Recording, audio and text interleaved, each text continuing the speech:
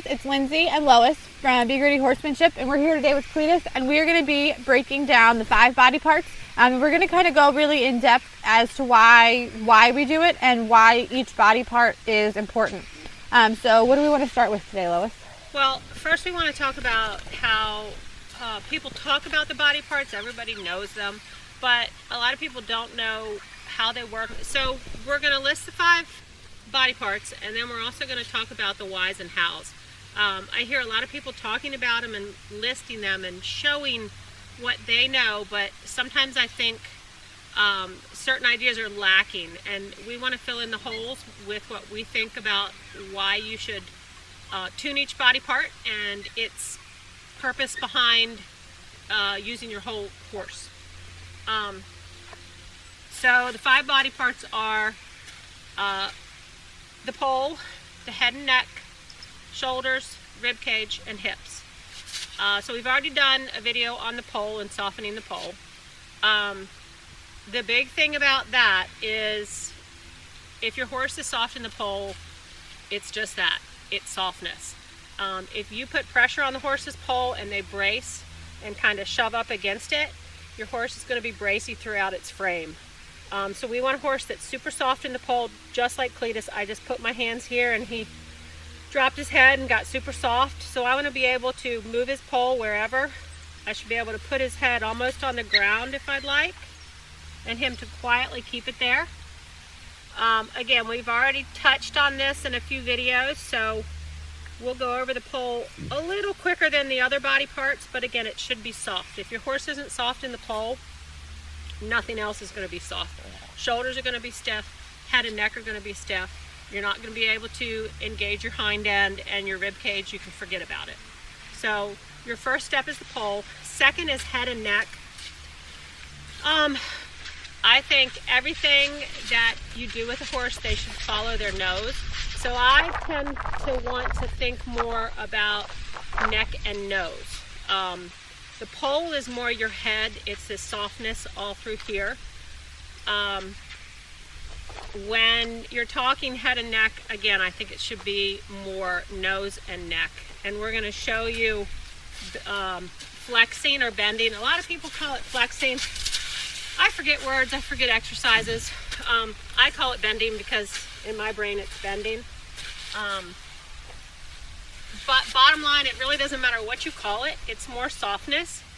A little bit about Cletus, because he's going to cheat for us just a hair. Cletus is 20 years old, and I've had him since he was 2. And he's done this exercise quite a bit. He's taught it quite a bit. And he knows what's coming. He knows how to get soft. So I'm going to talk about the steps, and he's going to demonstrate long before I even do it. I'm going to give this to Lindsay. The big thing for me, and you can see he's coming around with his nose first. He's really soft coming around with his nose. So again, I really like to concentrate on the nose. If you have a horse that, Lindsay has a mare that she wants to do like working cow horse on, that mare has to follow its nose.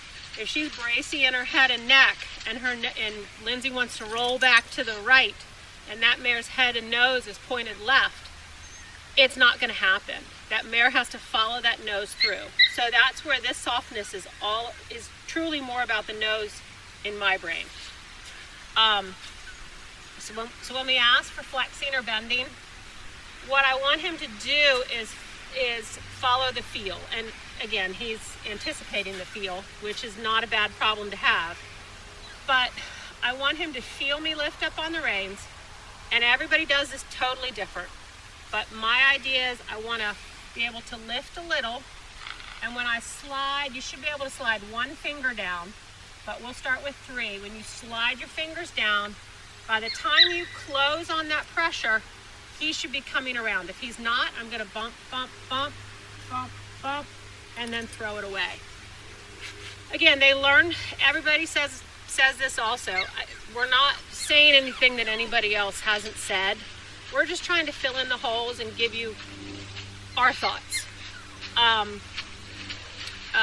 Horses learn from the release of pressure, not truly the pressure. I have an example that I give that is a little extreme, but I think it gets the point across.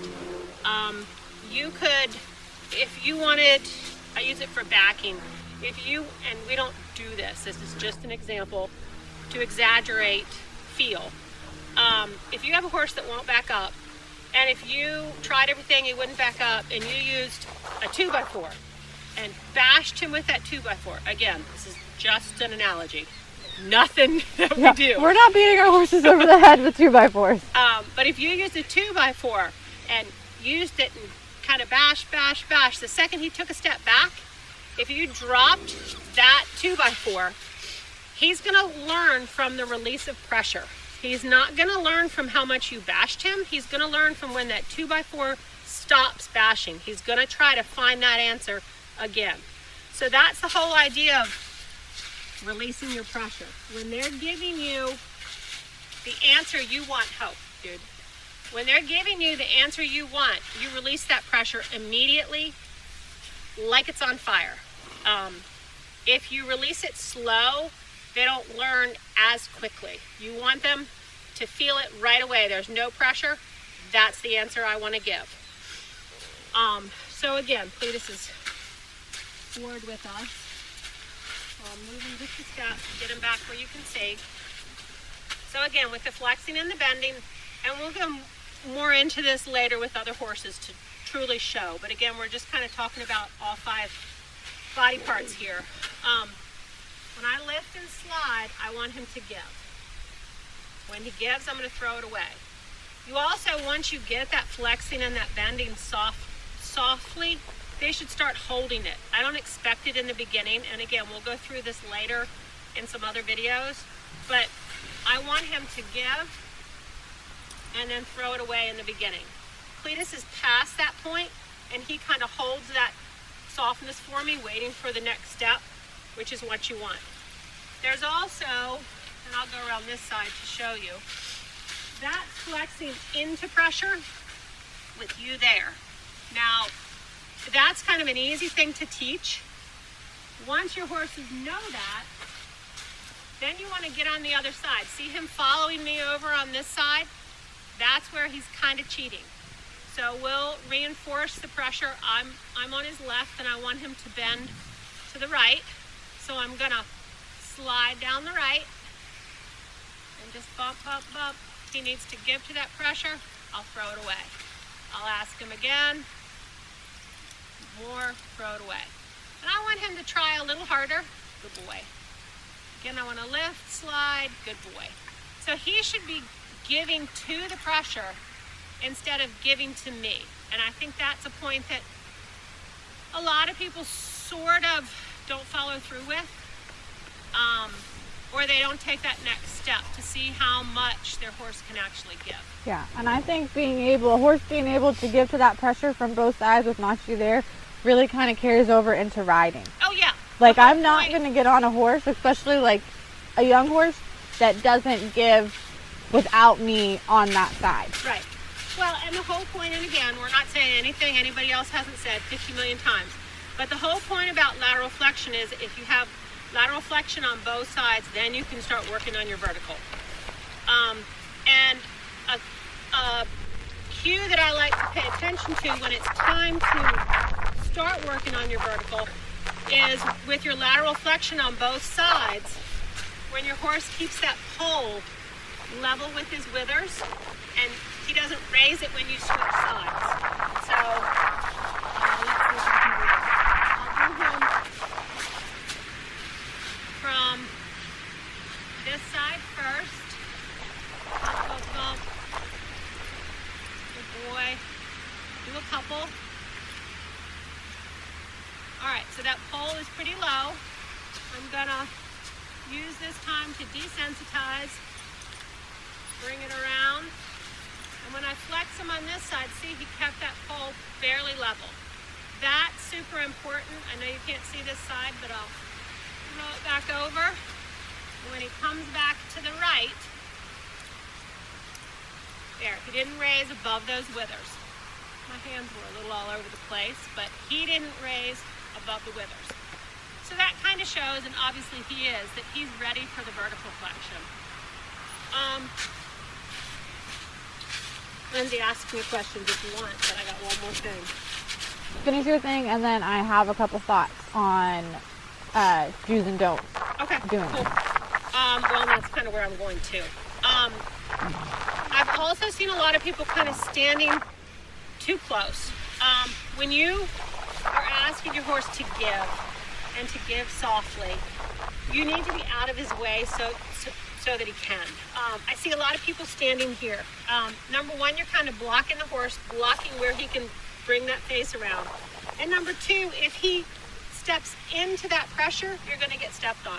So I like to, if I'm working on the softness on the head and neck, I like to stand back here on the hips, especially when we're working with a new horse. And again, you'll see that later in some other videos. I kind of like to lock my hands on the hips. If they do walk, front end will come around, but hind end is going to weigh, and I stay with the hind end and I won't get stepped on. And I'm also giving him all the room in the world to give softly. Good boy. Now when you do it from the other side, and I'll kind of demo on this side, when you flex him from the opposite side, you want to stand at the shoulder. Because if you remember, if he comes into this pressure, he's going to move his front end. So I'm going to bump. If he's not listening, I'm going to bump him, throw it away. So if he moves, I'd be moving with his front end. And he has all the room in the world on the other side to give.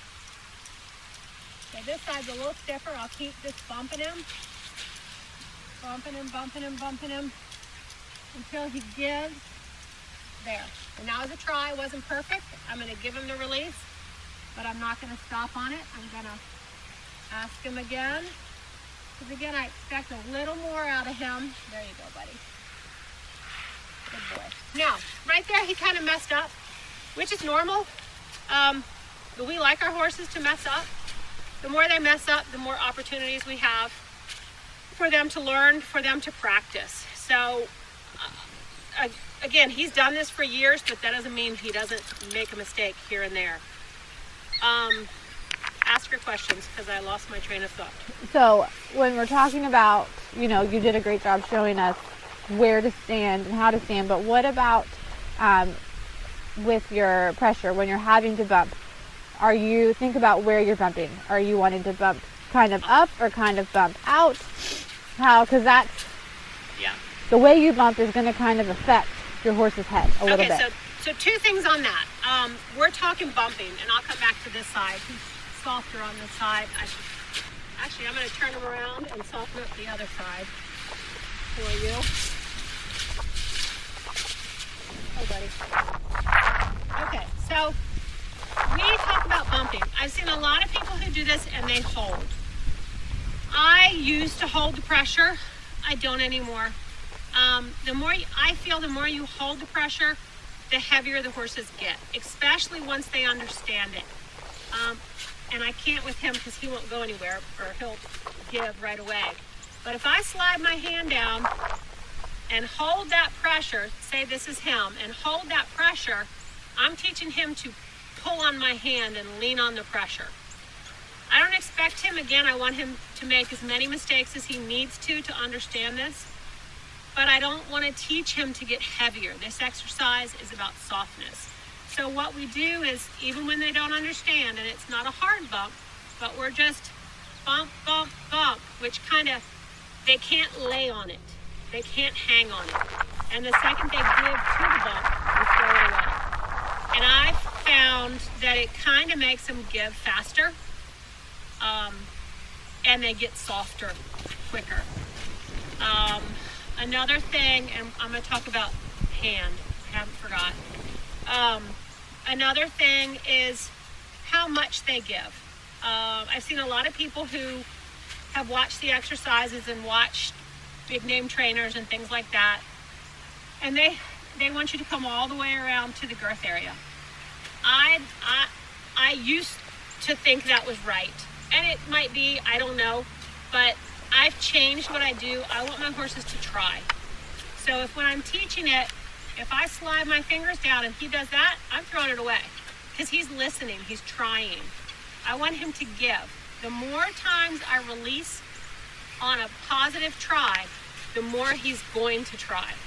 And I would much rather have that nice softness than have my horse have Hanging. to, Yes. hanging and coming all the way Yes. to my foot. Yes. I would much rather have that super soft willingness than a lot of fighting just to get that. You can build, you can start, that's a base, you know, you can start that Yep. and then get it further. Yep.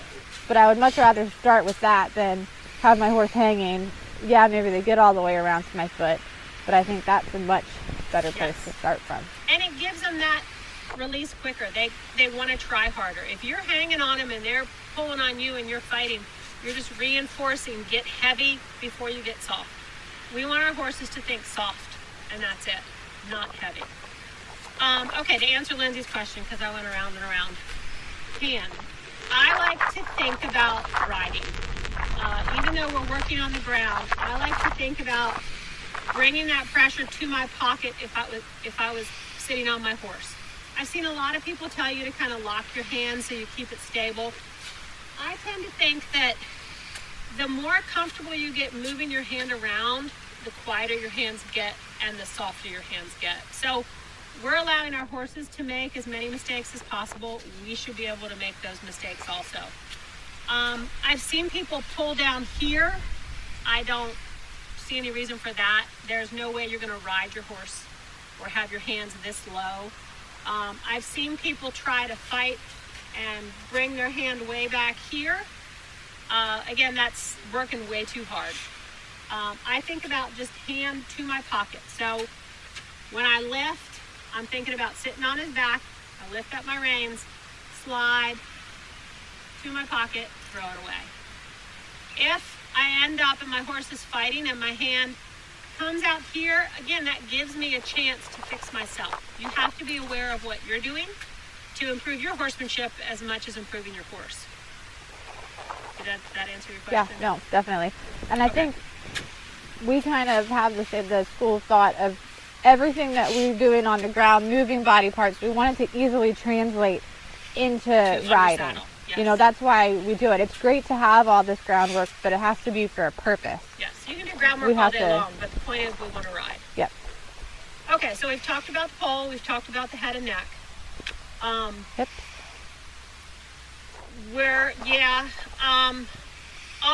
The way that we teach is pole. Sometimes I go to hips first, sometimes we'll do head and neck. We alternate hips and head and neck, second and third, depending. And then shoulders, and then rib cage. Rib cage is always last. So we're going to go to hips now.